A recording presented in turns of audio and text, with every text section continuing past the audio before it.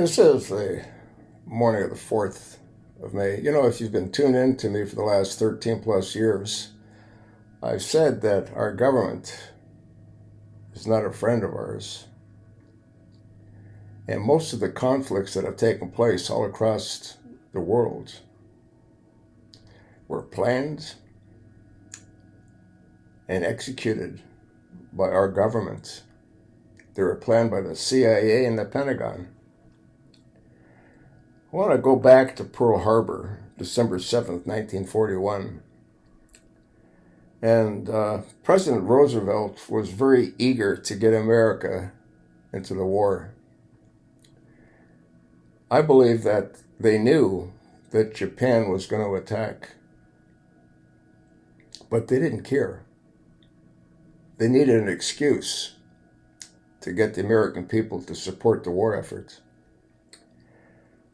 On the island of Maui, there was a radar station, and the radar station contacted the base commander and said there's all kinds of targets coming from the open ocean towards Hawaii. He said, don't concern yourself. We're expecting a flight of bombers from California. California's from the West Coast. These were coming from open ocean from the east. Again, they knew the attack was going to take place. But they didn't care.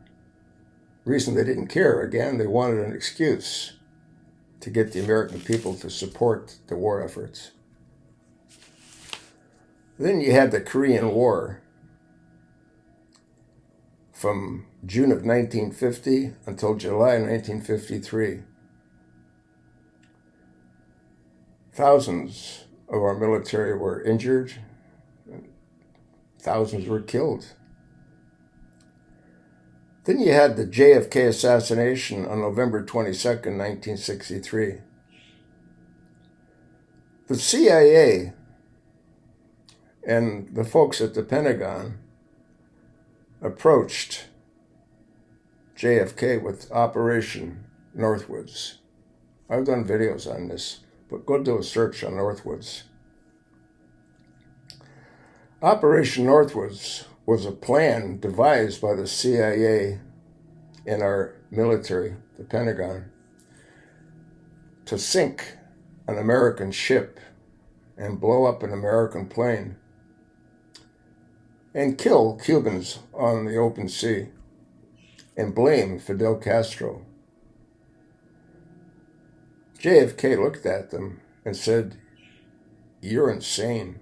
I'm going to take you guys all apart." It's another reason he got whacked. And he was killed by our government. No one else could have done it. Lyndon B. Johnson had a party the day before, and he told his mistress, he's never going to insult or embarrass me again. And reportedly, Lyndon B. Johnson had plans already drawn up to renovate the Oval Office. Then you got the assassination of Robert Kennedy, November 22nd.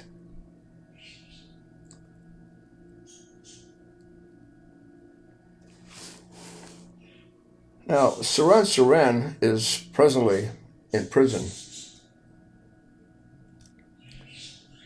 And he's going to spend the rest of his life there for the assassination of Robert Kennedy.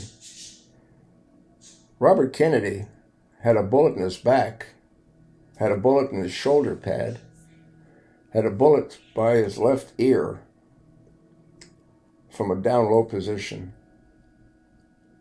Saran was never behind him, and he was never in a down low position. The audio recording show 13 shots fired.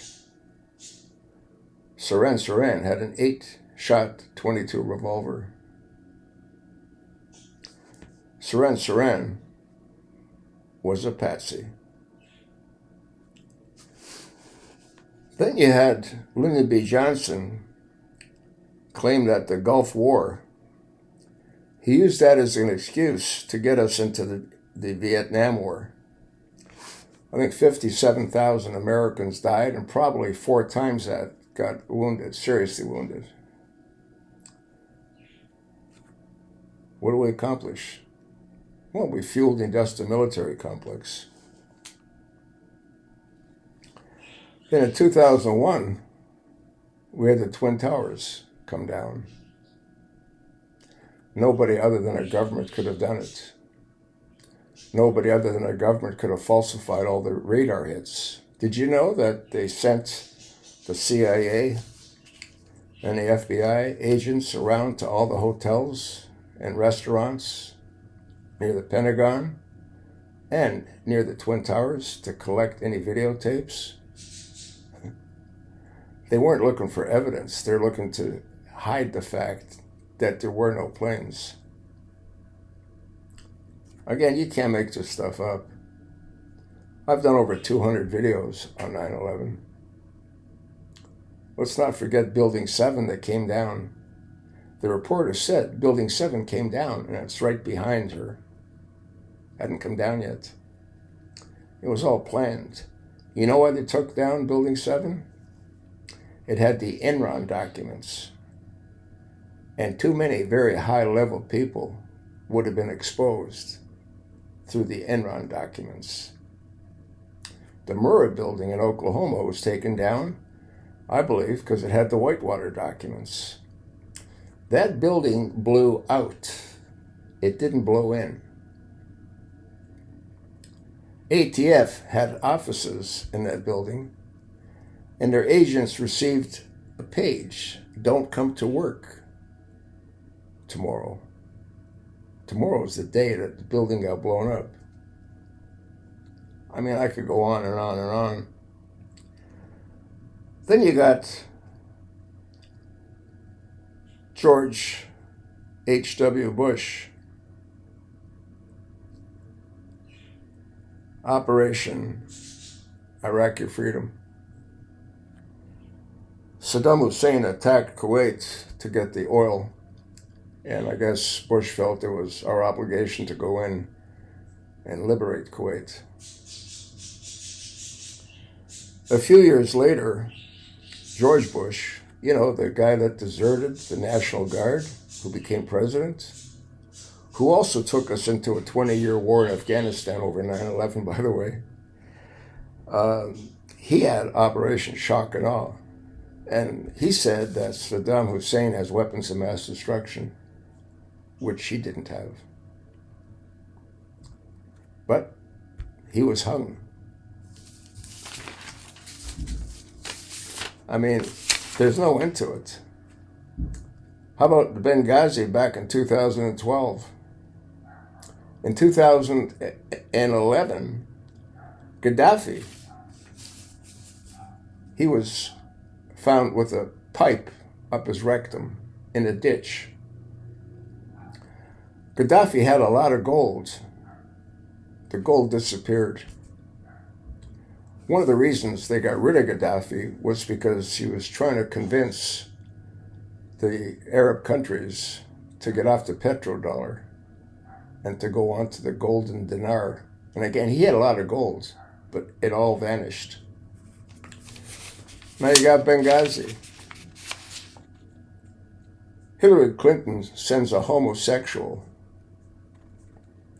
Chris Stevens, and his aide as an ambassador. You don't send homosexuals to that kind of country full of Muslims. Sean Smith, Glenn Doherty, and Tyrone Woods all lost their lives in Benghazi. Now, the only one that can give an order for a stand down in a foreign country is the President of the United States. That would have been, at that time, the crack smoker, you know, the poop pusher, Barack Hussein Obama. I could go on, and I could talk about Sandy Hook. I could talk about Parkland, Uvalde, Route 91. Each one of those had an operational name because they were all done by our government. Every one of them. Remember Fast and Furious? That was put together by Barack Hussein Obama and his Attorney General. And the plan was to allow weapons to cross the border and have Mexicans slaughter themselves, which they did, and then use that as an excuse to take away our Second Amendment rights. And that was going full steam ahead until Christopher's, what was his name? He was a border agent. Anyway, he was killed with an AK-47. And after that happened, the operation got shut down. Like I said, folks, the government's not a friend of ours. Never has been. I mean, we could talk about Dumpy Trump funding Moderna for mRNA, Dumpy Trump shutting down the economy, Dumpy Trump getting us into a war with Iran. I mean, it's endless. Trump is desperate because he knows he's going to be found out for being what he is, a pedophile. And as I said, pedophilia is a mental disorder. It's not curable. Think what you like, folks. Go do your own research. Let me know if you come up with anything different. Pass it along, and thanks for listening.